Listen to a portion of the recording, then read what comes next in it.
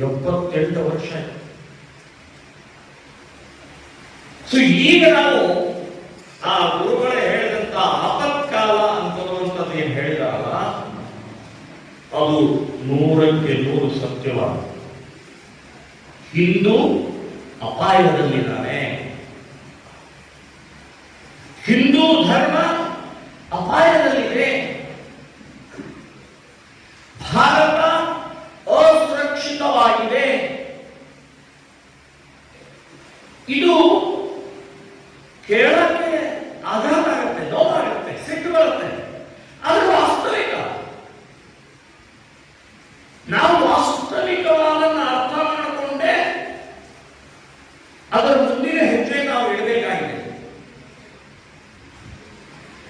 ಗುರುಗಳು ನಮಗೆ ಬಹಳ ಸ್ಪಷ್ಟವಾದಂತಹ ಸಂದೇಶವನ್ನು ಕೊಟ್ಟಿದ್ದಾರೆ. ಆಪತ್ಕಾಲ, ಯುದ್ಧ, ಸಂಘರ್ಷ, ಆಂತರಿಕ ಕಲಹ, ಇದು ಬಹಳ ಸ್ಪಷ್ಟವಾದಂತಹ ಸಂದೇಶವನ್ನು ಕೊಟ್ಟಿದ್ದಾರೆ. ನಮ್ಮ ಎದುರುಗಳಿಗೆ 4 ಜನ ಶತ್ರುಗಳಿದ್ದಾರೆ. 4 ಜನ ಶತ್ರುಗಳಿದ್ದಾರೆ. ಒಂದು ಇಸ್ಲಾಂ, ಕ್ರಿಶ್ಚಿಯನ್, 2ನೇ, 3ನೇದು ಕಮ್ಯುನಿಸ್ಟ್, ನಾಸ್ತಿಕವಾದ ಬುದ್ಧಿಜೀವಿಗಳು. ನಮ್ಮ ದೇವರುಗಳನ್ನ, ಧರ್ಮ ಗ್ರಂಥಗಳನ್ನ, ದೇವಸ್ಥಾನವನ್ನ, ಮಠಾಧಿಪತಿಗಳನ್ನ ಅವಹೇಳನ ಮಾಡುವಂತಹ ಒಂದು ವಿಕೃತ ವರ್ಗ ಈ ಕಮ್ಯುನಿಸ್ಟ್ ವಿಚಾರಧಾರೆಗಳು ಕೂಡ ನಮ್ಮ ಶತ್ರುಗಳೇ. 4ನೇದು ಭ್ರಷ್ಟ ವ್ಯವಸ್ಥೆ. ಈ 4 ಶತ್ರುಗಳನ್ನ ಮೆಟ್ಟಿ ಹಿಂದೂ ರಾಷ್ಟ್ರ ನಿರ್ಮಾಣ ಮಾಡುವಂತಹದ್ರ ಕಡೆಗೆ ನಾವು ಹೆಜ್ಜೆ ಇಡಬೇಕಾಗಿದೆ. ಅದಕ್ಕೆ ಸಂಘರ್ಷ, ಅದಕ್ಕೆ ಆಪತ್ಕಾಲ ಅನ್ನುವಂಥದ್ದು ಪೂಜ್ಯರು ನಮಗೆ ಇವತ್ತು ಹೇಳಿದ್ದಾರೆ. ಬಂಧುಗಳೇ, ನಿಜವಾಗಿಯೂ ಈ ದೇಶದ ಬಗ್ಗೆ, ಸಮಾಜದ ಬಗ್ಗೆ, ಧರ್ಮದ ಬಗ್ಗೆ ಚಿಂತನೆ ಮಾಡುವಂಥವರಿಗೆ ಇವತ್ತು ಬಹಳ ನೋವು ಅನಿಸ್ತಾ ಇದೆ, ಸಿಟ್ಟು ಬರ್ತಾ ಇದೆ, ವೇದನೆ ಆಗ್ತಾ ಇದೆ. ಸೊ ಇದನ್ನು ತಡೆಯೋದು ಹೇಗೆ? ಈ 4 ಶತ್ರುಗಳನ್ನು ತಡೆದು ಮೆಟ್ಟಿ ನಾಶ ಮಾಡಿ ನಾವು ಹಿಂದೂ ರಾಷ್ಟ್ರ, ಹಿಂದುತ್ವ, ಹಿಂದೂ ಧರ್ಮವನ್ನು ಉಳಿಸುವಂತಹ ಕಾರ್ಯ ಮಾಡಬೇಕಾಗಿದೆ.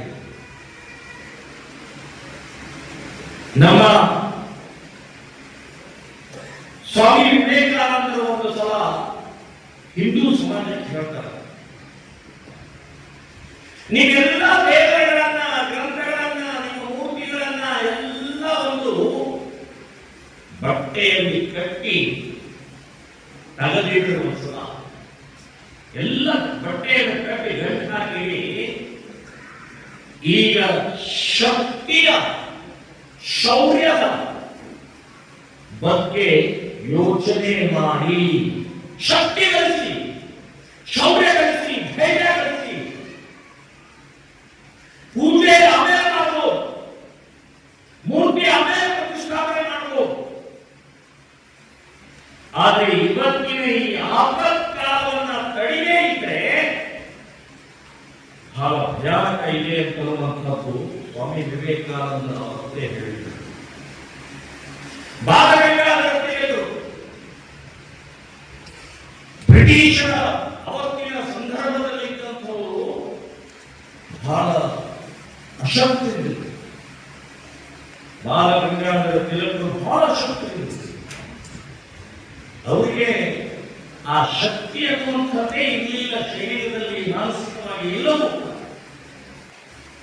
ಯಾರೋ ಗುರುಗಳು ಹೇಳಿದ್ರು, 1 ವರ್ಷ ನೀನು ಓದಬೇಡ, ಶಾಲೆ ಹೋಗಬೇಡ, ಎಲ್ಲೂ ಹೋಗಬೇಡ, ನೀನು ನಿನ್ನ ಶರೀರ ಮತ್ತು ಮನಸ್ಸನ್ನು ಗಟ್ಟಿ ಮಾಡ್ಕೊ, 1 ವರ್ಷ ನೇರ ಬೇಡ, ಶೌರ್ಯ, ಶಕ್ತಿ ಗಟ್ಟಿಯಾಗು, ಮನಸ್ಸನ್ನ ದೃಢ ನಿಶ್ಚಯ ಮಾಡ್ಕೋ ಅಂತ ಗುರುಗಳ ಹೇಳಿದ ಪರಿಣಾಮದಿಂದ ಶಾಲೆಯನ್ನು ಬಿಟ್ಟು ಅವು ಶಕ್ತಿಯನ್ನು ಸಂಚಲನ ಮಾಡಿದ್ರು, ಶೌರ್ಯವನ್ನು ಬೆಳೆಸಿದ್ರು. ಆಮೇಲೆ ಏನಾಯ್ತು ಬಾಲಗಂಗಾಧರ ತಿಲಕರ ಈ ದೇಶಕ್ಕೆ ಒಂದು ಹೊಸ ಆಯಾಮವನ್ನು ಕೊಟ್ಟರು. ಹಾಗೆ ಇವತ್ತು ನಮಗೆ ಪೂಜನೀಯ ಅಟಲ್ಜಿಯವರು ಇವತ್ತು ಹೇಳ್ತಾ ಇದ್ದಾರೆ, ಶೌರ್ಯ, ಧೈರ್ಯ, ಛಾತ್ರತ್ವ ಇದಕ್ಕೆ ನಾವು ಸಿದ್ಧಾಗಬೇಕಾಗಿದೆ. ಸೊ ಅದನ್ನ ನಾವು ಬಹಳ ಗಂಭೀರವಾಗಿ ತಗೋಬೇಕು. ಭಕ್ತಿ ಮತ್ತು ಶಕ್ತಿ ಎರಡೂ ಒಟ್ಟಿಗೆ ಹೋಗುತ್ತೆ. ದುರ್ದೈವ ನಮ್ಮ ದೇಶದಲ್ಲಿ ಭಕ್ತಿ ಮಾತ್ರ ಇದೆ. ಭಕ್ತಿ ಸಹಜವಾದಂತಹ ಪ್ರಕ್ರಿಯೆ ನಮ್ಮ ದೇಶದಲ್ಲಿ ಸಹಜವಾಗಿರುತ್ತೆ. ದೇವಸ್ಥಾನ, ಎಲ್ಲಿಗೆ ಪೂಜೆ, ಪುರಸ್ಕಾರ, ನಮಸ್ಕಾರ, ಮೂರ್ತಿ, ಮಠಗಳಿಗೆ ಹೋಗೋದು ಇದೆಲ್ಲ ಸಹಜವಾದಂತಹ ಪ್ರಕ್ರಿಯೆ. ನಮ್ಮ ಮನೆಯಲ್ಲಿ ನಮ್ಮ ತಂದೆ ತಾಯಿ ಕೈ ಹಿಡ್ಕೊಂಡು ಕೆಲಸ ಮಾಡ್ತಾರೆ. ಶಕ್ತಿ ಇಲ್ಲ. ಇವತ್ತು ಶಕ್ತಿ ಇಲ್ಲದ ಪರಿಣಾಮವೇ ಇವತ್ತಿನ ಆಪತ್ಕಾಲ. 78 ವರ್ಷ ಆಯ್ತದೆ. ಇನ್ನೂ ಈ ದೇಶದ ಮುಸ್ಲಿಮರನ್ನ, ಕ್ರಿಶ್ಚಿಯನ್ರನ್ನ, ಕಮ್ಯುನಿಸ್ಟರನ್ನ, ಭ್ರಷ್ಟ ವ್ಯವಸ್ಥೆಯನ್ನ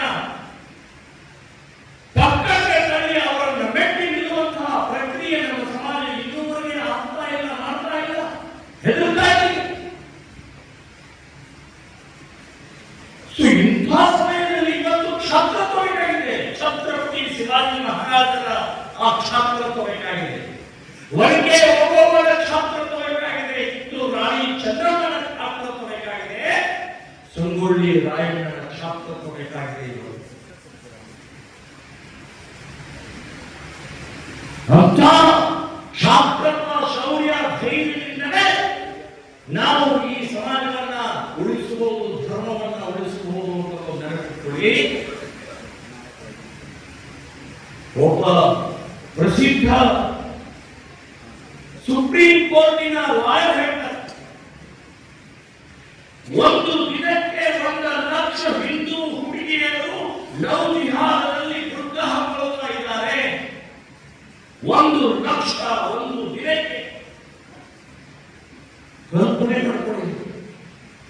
ಮಾತೃದೇವೋಭವ ಅಂತ ಹೇಳಿದಂತ ಈ ದೇಶದ ಧರ್ಮದ ಈ ಹಿನ್ನೆಲೆಯಲ್ಲಿ ಇವತ್ತು ಆ ಮಾತೃತ್ವವನ್ನ ನಾಶ ಮಾಡುವಂತ, ಅಪಪ್ರಚಾರ, ಅಪಮಾನ ಮಾಡುವಂತಹ ಪ್ರಕ್ರಿಯೆ ಲವ್ ಜಿಹಾದದಲ್ಲಿ 1,00,000 ಹುಡುಗಿಯರು ಬಲಿಯಾಗ್ತಾ ಇದ್ದಾರೆ.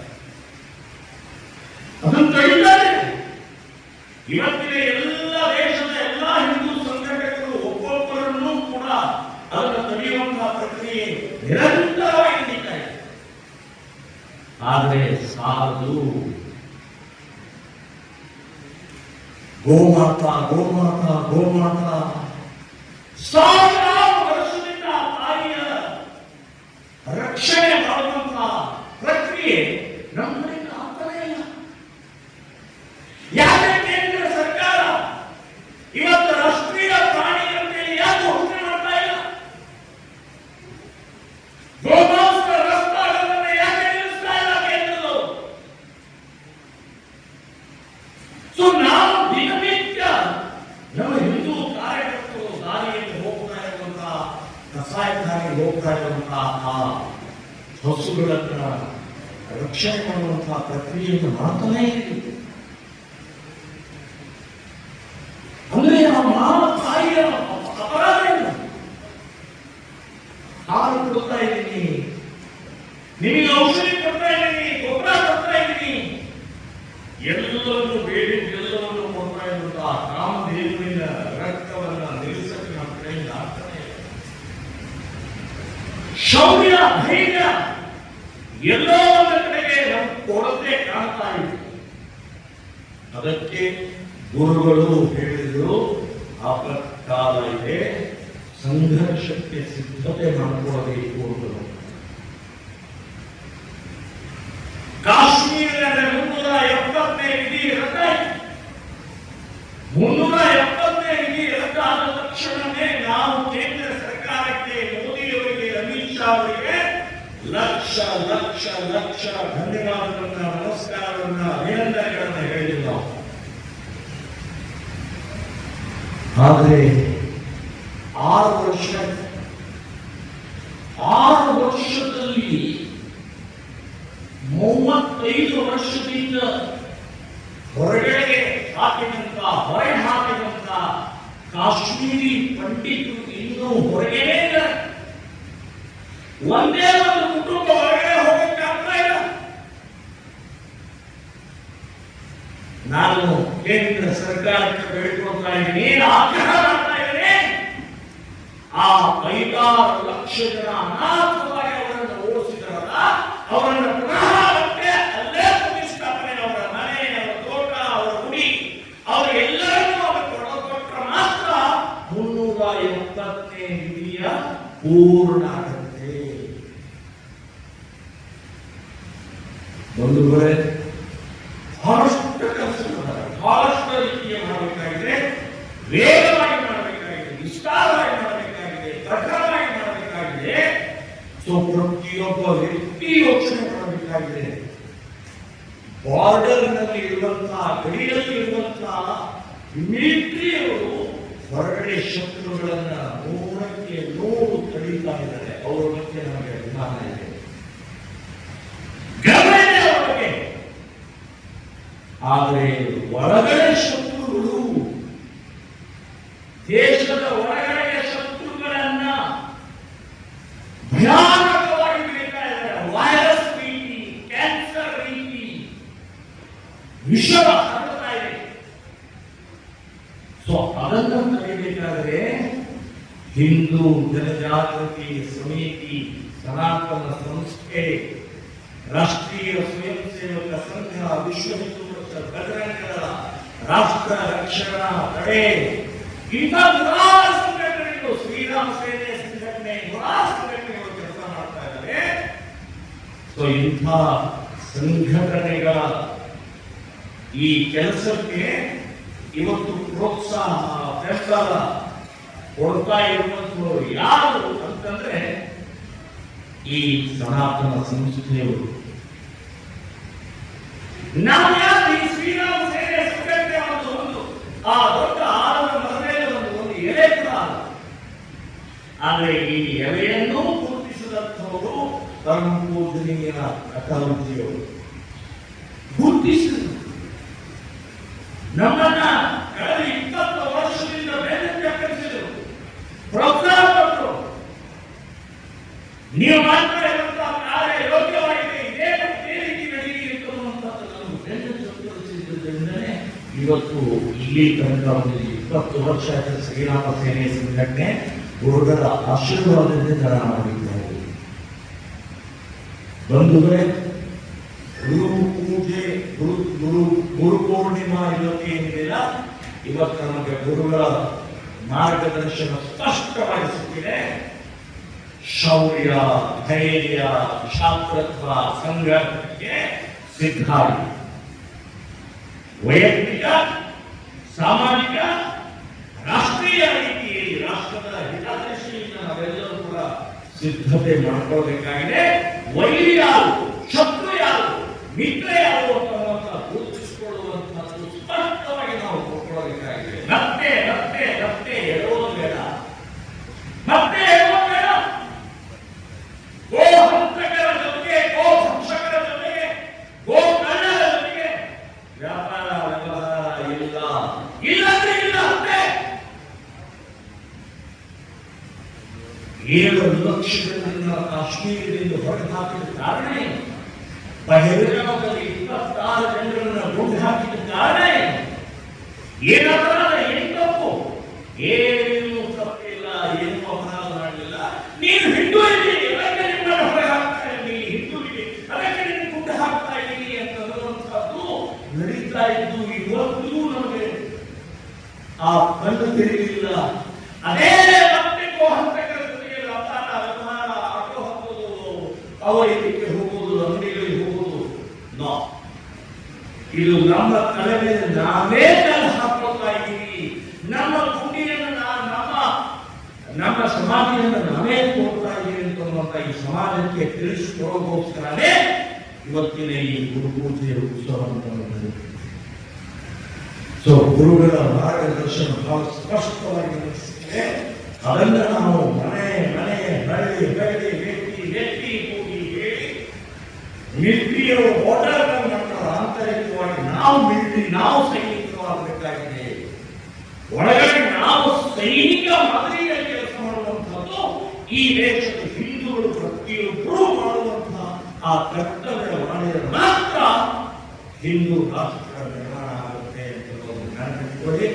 ಪರಸ್ಪರ ನಮ್ಮಲ್ಲಿ ಜಗಳ ಕಚ್ಚಾಟ ಇದನ್ನು ಮರೆತು ಇನ್ನು 45 ವರ್ಷ ನಾವು ಬ್ರಿಸ್ಕಾಗಿ ವಿಸ್ತಾರವಾಗಿ ಗಟ್ಟಿಯಾಗಿ ಪ್ರಕಾರವಾಗಿ ಈ ದೇಶಕ್ಕೆ ಸಮಾಜಕ್ಕೆ ಜನಜಾಗೃತಿ ಮಾಡುವಂತಹ ಕೆಲಸದಲ್ಲಿ ಭಾಗವಹಿಸಿದರೆ ಮಾತ್ರ ಹಿಂದೂ ರಾಷ್ಟ್ರ ನಿಶ್ಚಿತವಾಗುತ್ತೆ.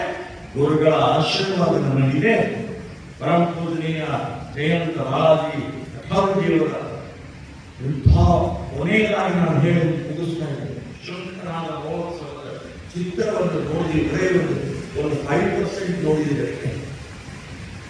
ಇನ್ನೂ ಅಲ್ಲಿ ಭಾಗವಹಿಸಿದಂತ ನಮಗೆ ಎಷ್ಟು ಆನಂದ, ಎಷ್ಟು ಉತ್ಸಾಹ ಬಂದಿದೆ ಅಂದರೆ ಇನ್ನು ಮುಂದಿನ ಒಂದು 25 ವರ್ಷದ ಒಂದು ಶಕ್ತಿ ಸಂಚಯನ ತಾಕತ್ತು ಕೊಟ್ಟಿರುವಂತವರು ಡಾಕ್ಟರ್ ಗುರುಗಳು ಕೊಟ್ಟಿದ್ದಾರೆ. ಪ್ರಚಂಡವಾದಂತಹ ಕಾರ್ಯಕ್ರಮ 30,000ಕ್ಕೂ ಹೆಚ್ಚು ಜನ ಭಾಗವಹಿಸಿದಂತವರು, 150ಕ್ಕೂ ದೇಶದಿಂದ ಬಂದಂತವರು, 1,500ಕ್ಕೂ ಹೆಚ್ಚು ಸಂಘಟನೆಯನ್ನು ಬಂದವರು, ಸಾಧು ಸಂತರು ಬಂದಂತವರು ನೋಡಿದರೆ ಸ್ವರ್ಗನೇ ಒಂದು ಮಿನಿ ಹಿಂದೂ ರಾಷ್ಟ್ರ ನೋಡಿದಾಗ ಅಷ್ಟೊಂದು ಶ್ರೇಷ್ಠವಾದಂತಹ ಆ ಕಾರ್ಯ ಅಲ್ಲಿ ಭಾಗವಹಿಸಿದಂಥವರಿಗೆ ಮುಂದಿನ 25 ವರ್ಷ ನಮಗೆ ಶಕ್ತಿ ಮಾರ್ಗದರ್ಶನ ಕೊಟ್ಟಿದ್ದಾರೆ. ಅದನ್ನು ವ್ಯರ್ಥ ಮಾಡಬೇಡ. ನನ್ನ ಸಂಸಾರ, ನನ್ನ ಉದ್ಯೋಗ, ನನ್ನ ಮಕ್ಕಳು, ನನ್ನ ತಂದೆ ತಾಯಿ, ಅಣ್ಣ ತಮ್ಮ, ಬಂಧು ಬಳಗ, ಮಿತ್ರ, ಇದರ ಜೊತೆಗೆ ದೇಶ ಧರ್ಮ ಇದನ್ನು ಗಮನದಲ್ಲಿಟ್ಟುಕೊಂಡು ಪ್ರತಿಯೊಬ್ಬರು ಕೆಲಸವನ್ನು ಮಾಡಬೇಕು. ನನ್ನ ಪಾತ್ರ ನಂದು, ಸಂಘಟನೆಗಳು ಅದು ಇದು ಅದು ಇದು ಅದು ಬೇಡ. ನನ್ನ ಪಾತ್ರ ನಾನೇ ಮಾಡ್ತಾ ಇದ್ದೀನಿ, ಸಮಾಜಕ್ಕೆ, ಈ ದೇಶಕ್ಕೆ, ಈ ಧರ್ಮಕ್ಕೆ ನಾನೇ ಮಾಡ್ತಾ ಇದ್ದೀನಿ. ಪ್ರತಿಯೊಬ್ಬ ವ್ಯಕ್ತಿ ಯೋಚನೆ ಮಾಡಿ ಮುಂದಿನ 5 ವರ್ಷ ನಿರಂತರ ಕೆಲಸ ಮಾಡಿದರೆ ಈ 4 ಶತ್ರುಗಳನ್ನು ನಾಶ ಮಾಡಿ ಹಿಂದೂ ರಾಷ್ಟ್ರ ನಿಶ್ಚಿತವಾಗಿ ನಿರ್ಮಾಣ ಮಾಡಬೇಕು ಅನ್ನುವಂತಹ ಸಂಕಲ್ಪವನ್ನ ಇವತ್ತಿನ ಈ ಹಿಂದೂ ಜನಜಾಗೃತಿ ಸಮಿತಿ ಯೋಜನೆ ಮಾಡಿದಂತಹ ಗುರುಪೂರ್ಣಿಮೆಯಲ್ಲಿ ಭಾಗವಹಿಸಿದ್ದಕ್ಕೆ ಸಾರ್ಥಕ ಆಗುತ್ತೆ ಅನ್ನುವಂತಹ ವಿಚಾರವನ್ನು ಹೇಳಿ